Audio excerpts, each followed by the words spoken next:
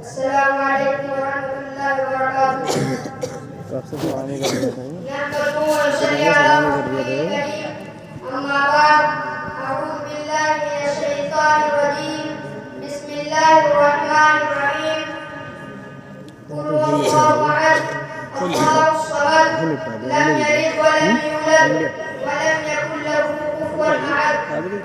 محترم سامعین کرام، میں آپ کے سامنے تقریر پیش کرنا چاہتا ہوں. میری تقریر کا موضوع ہے اسلام کی آزاد اور مسلمانوں کی مشکلات. جو 5 آدمی پہلے مسلمان ہوئے انہوں نے سوچا اسلام اللہ کی نعمت ہے، اس نعمت کو دوسروں تک پہنچانا چاہیے. خاص کر حضرت ابوبکر صدیق نے اسلام پھیلانے کی کوشش شروع کی. انہی کی کوشش سے حضرت عثمان، حضرت عبد الرحمن بن عوف، سعد بن ابی وقاص، زبیر طلحہ وغیرہ مسلمان ہوئے. 3 برس کے بعد ہمارے حضرت کو اللہ کی طرف سے صاف حکم ملا کہ سب سے پہلے اپنے رشتہ داروں اور قرابت مندوں کو ان کے برے طریقوں سے منع کیجیے، ان کو اللہ کے عذاب اور اللہ کی پکڑ سے ڈرائیے. آپ نے کام بڑی محنت سے شروع کر دیا. جو انصاف پسند سمجھدار لوگ تھے وہ آپ کی باتوں کو ماننے لگے. جو ضدی اور گرم تھے وہ بلا کر مانتے. آپ پر ایمان لانے والوں میں ایک غریب مسلمان حضرت بلال تھے. یہ امیہ بن خلف کے غلام تھے.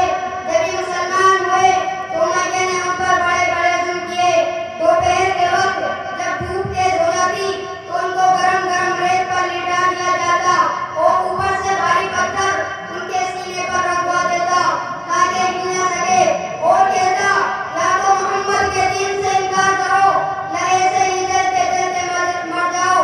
حضرت بلال بھی اپنے دین پر ایسے پکے جمے رہے کہ اسلام چھوڑنے پر آمادہ نہ ہوئے اور سب کچھ برداشت کرتے رہے. حضرت خباب ایک صحابی ہوئے. جب یہ مسلمان ہوئے تو ان کو آگ کے انگاروں پر ننگی پیٹھ کر کے لٹا دیا جاتا جن سے ان کی پیٹھ کمر تک جل گئی تھی.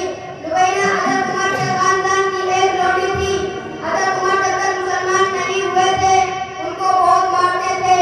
مارتے مارتے تک جاتے تو چھوڑ دیتے اور کہتے کہ تجھ پر رحم کر کے میں نے نہیں چھوڑا ہے، میں تک گیا ہوں، سستا لوں تو پھر ماروں گا.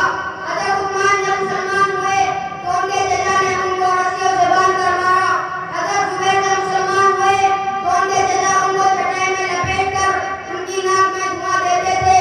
خود رسول اللہ صلی اللہ علیہ وسلم کے ساتھ بڑی بڑی بے ادبیاں اور گستاخیاں ہو رہی تھی. طعن و تاریخ کی باتیں تو کرتے ہی تھے، اس کے ساتھ ساتھ جسمانی تکلیف بھی پہنچاتے تھے. جس راستے سے ہمارے نبی صلی اللہ علیہ وسلم آتے جاتے کبھی آپ کے اوپر کوڑ ڈالتے اور پتھروں سے مار مار کر منہ میں تر کر دیتے. لیکن ان سب سختیوں کے باوجود آہستہ آہستہ اسلام پھیلتا رہا. حضرت کے نبی ہونے کے چھٹے برس آپ کے چچا حضرت حمزہ مسلمان ہوئے.